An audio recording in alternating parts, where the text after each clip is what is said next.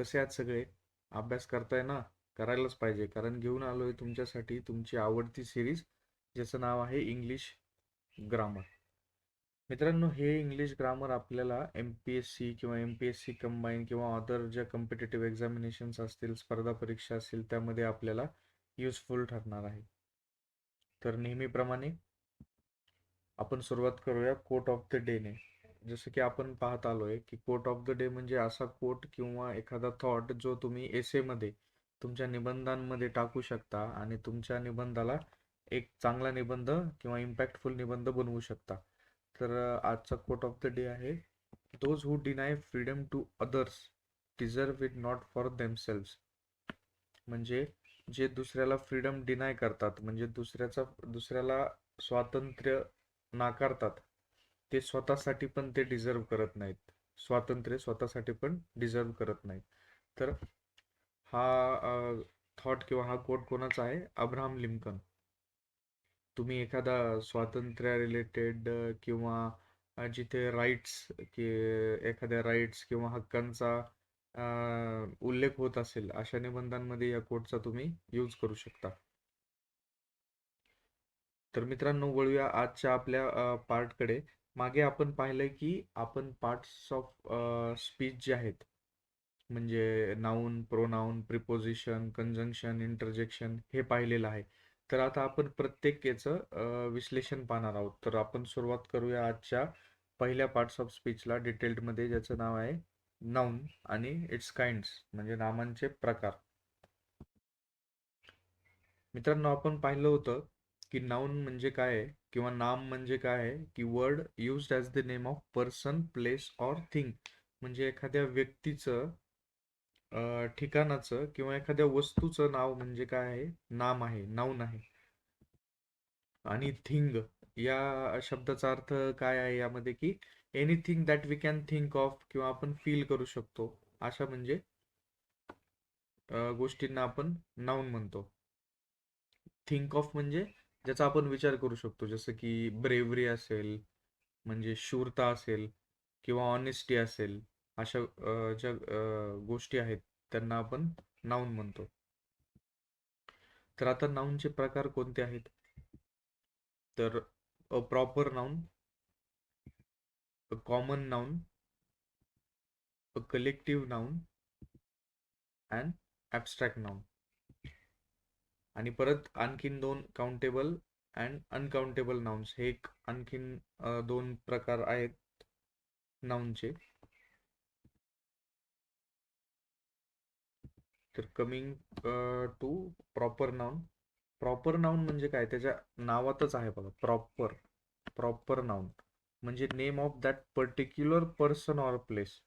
म्हणजे जर तुम्ही म्हटलं की सुरेश किंवा धीरज, हे काय येईल? प्रॉपर. तुम्ही त्या पर्टिक्युलर पर्सनलाच रेफर करताय. किंवा अहमदनगर किंवा पुणे किंवा मुंबई असं जर म्हटलं तर तुम्ही काय करताय? त्या प्रॉपर प्लेसलाच रेफर करताय. म्हणून ते काय होईल? Name of A particular person or place is called a proper noun. आता एक्झाम्पल्स आपण ह्या दोघांचे कंबाईन करून मी बनवलेत, तर ते आपण पाहूयात नंतर. आता आपण कॉमन नाउन ची डेफिनेशन पाहूया, की name in common to every person or thing of the same class or kind. म्हणजे एकाच टाईपचे जे काही पर्सन म्हणजे व्यक्ती किंवा वस्तू असतील, त्यांना आपण काय म्हणतो? Common noun. याच्या पण नावातच त्याचा अर्थ दडलेला आहे. आता एक्झाम्पल्स पाहिले तर तुम्हाला कळून येईल, की Sita is a good girl. म्हणजे सीता ही एक चांगली मुलगी आहे. तर सीता हे काय येतंय, की आपण पर्टिक्युलर एका मुलीला रेफर करतोय, म्हणजेच सीता हे काय होईल? आपलं प्रॉपर नाउन होईल. आणि girl, girl can be anyone, म्हणजे कोणती पण नावाची मुलगी असू शकते. त्यामुळे गर्ल काय होईल? आपलं कॉमन नाउन होईल. Second example, Chhatrapati Shivaji Maharaj was a great king. याच्यात पाहिलं तर छत्रपती शिवाजी महाराज हे काय होतील? Proper noun. म्हणजे आपण एका पर्टिक्युलर पर्सनला इथे रेफर करतोय. आणि he was a great king. King म्हणजे मग कोणी पण असू शकतो. तर किंग काय आहे मग? आपलं कॉमन नाउन. म्हणजे एका टाईप ऑफ पर्सनचे हे काइंड आहे, म्हणजे काय म्हणू शकतो आपण त्याला? प्रकार आहे.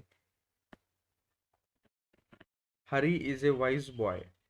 Hari is a wise boy. Hari काय आहे यामध्ये? मग आपला प्रॉपर नाउन आहे, कारण आपण त्या पर्टिक्युलर पर्सनला रेफर करतोय. आणि बॉय, बॉय हा कोणी पण, मुलगा कोणी पण असू शकतो. हरी असू शकतो, सुरेश असू शकतो. त्यामुळे हे काय आहे आपलं common noun. India is a developing country. Again तुम्ही इतर पाहिलं तर इंडिया हे काय आहे? प्रॉपर नाउन आहे, दुसरा इंडिया नाहीये. Is a developing country.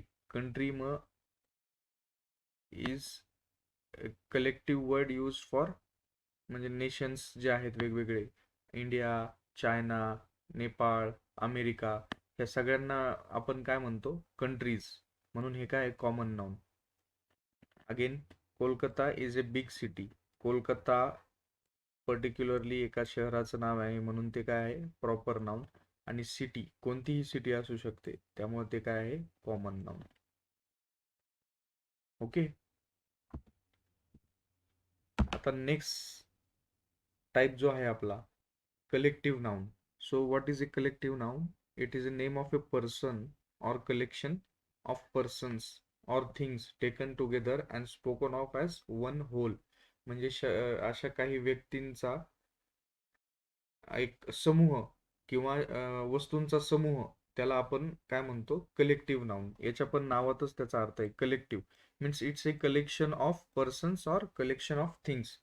म्हणजेच काय? क्राऊड म्हणजे लोकांचा समूह, मॉब म्हणजेच परत लोकांचा समूह, टीम म्हणजे 4 जणांची, 5 जणांची, 10 जणांची, जे काय असेल, एक टीम असेल ती टीम.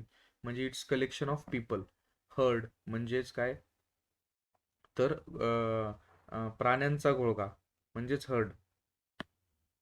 फ्लॉक म्हणजे काय? पक्ष्यांचा थवा. आर्मी म्हणजे it's again A what you can say collection of people. Fleet, fleet म्हणजे a fleet of aeroplanes, a fleet of tanks म्हणजे रणगाड्यांची एक जी टीम असेल किंवा रणगाड्यांची एक ताफा असेल, त्याला काय म्हणतो आपण? Fleet. Family, it's again A group of people. Nation, parliament, committee, हे जे काय असे म्हणजे लोकांच्या समूहाला जे नावं दिली आहेत, या समूहाच्या नावांना आपण काय म्हणतो? Collective noun.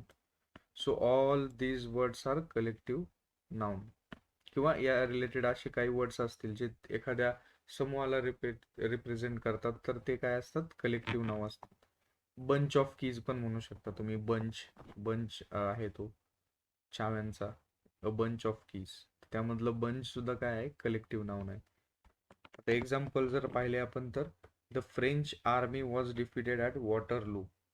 यामधलं आपलं आर्मी हे कोणतं नाउन आहे मग? It's a collective noun. The police lathi charged the crowd.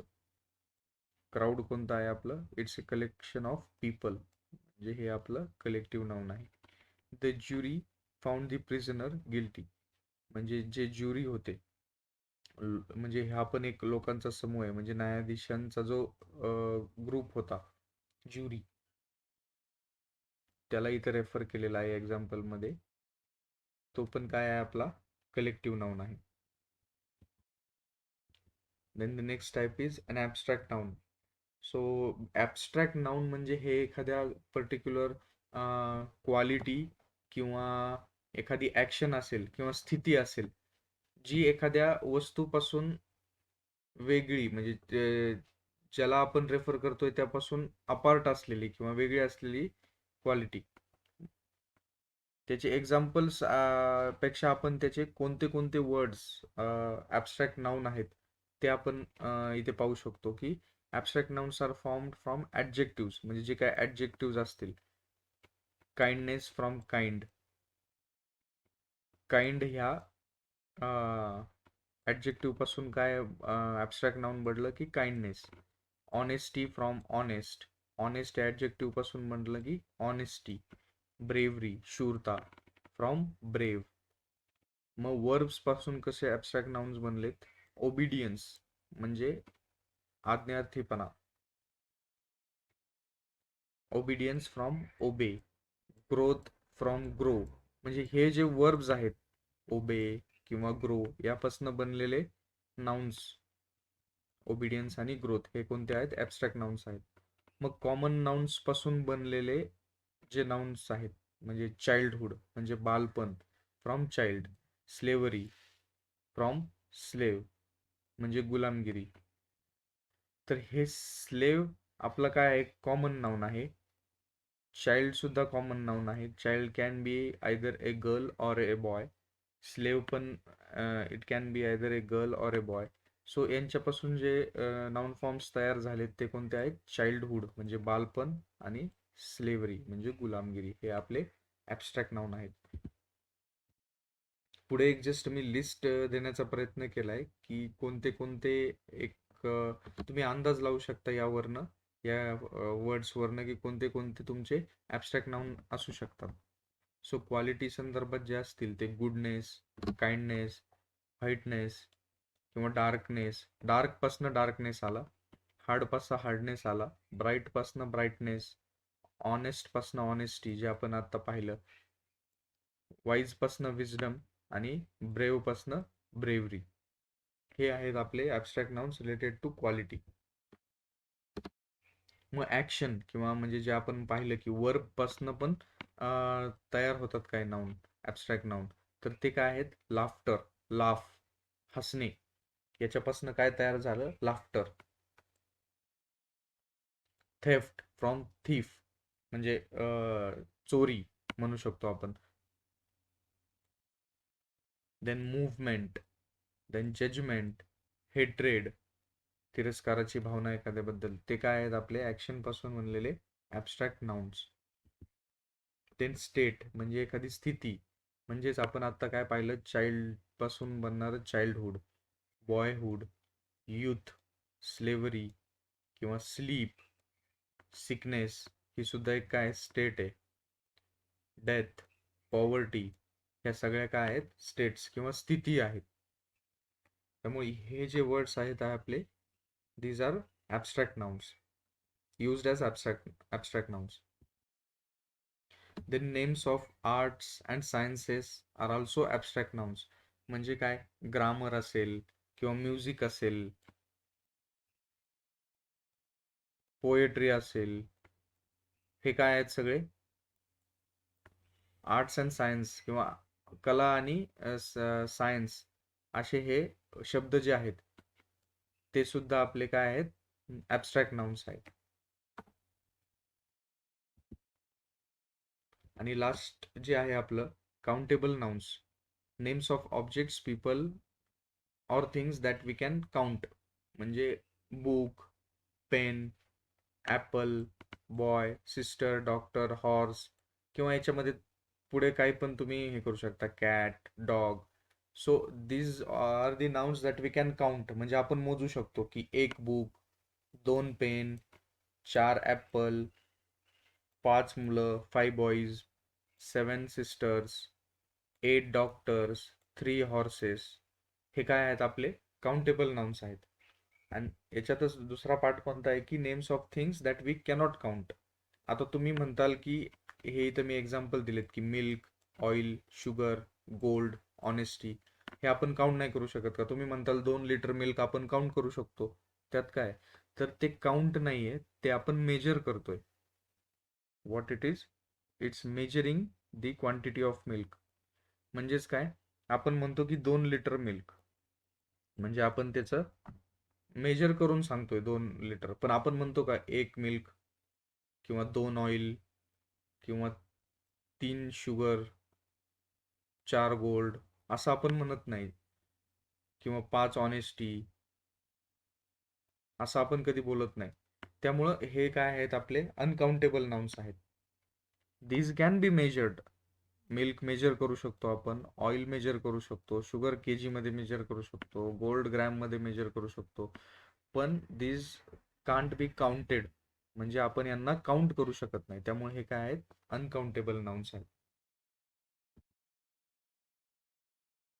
हा, तर हे ओळखायला एक सोपं एक आहे ट्रिक आहे की countable nouns have plural forms while uncountable nouns don't have plural form. म्हणजे समजा बुकचं काय होईल? बुक्स.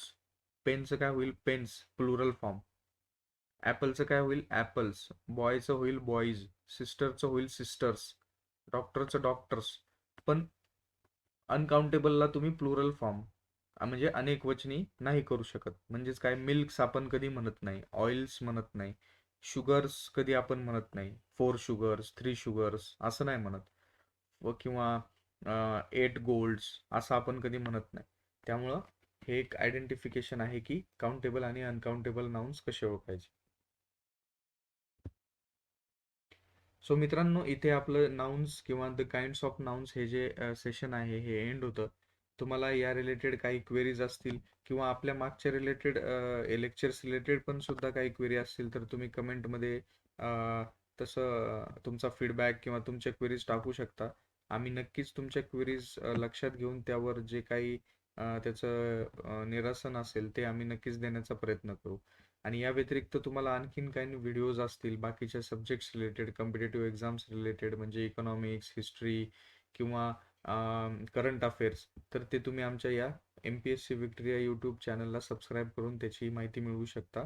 आणि टेलिग्रामवर देखील आपला MPSC विक्ट्री या नावाने चॅनल आहे, ज्याची लिंक या व्हिडिओच्या मध्ये आहे. तो सुद्धा तुम्ही जॉईन करू शकता. आणि हे सेशन ऐकताना जर तुम्ही तुमच्या काही नोट्स काढल्या असतील, शॉर्ट नोट्स ज्या आपल्याला सगळ्यांना शेअर करता येतील आणि त्या फायद्याच्या करून देता येतील सगळ्यांना, तर त्यासुद्धा तुम्ही या टेलिग्राम चॅनलवर जॉईन होऊन शेअर करू शकता. ओके. सो याबरोबर आज आपण या सेशनला थांबूया. ऑल द बेस्ट तुमच्या अभ्यासासाठी आणि एक्झामिनेशनसाठी, अँड थँक्यू सो मच.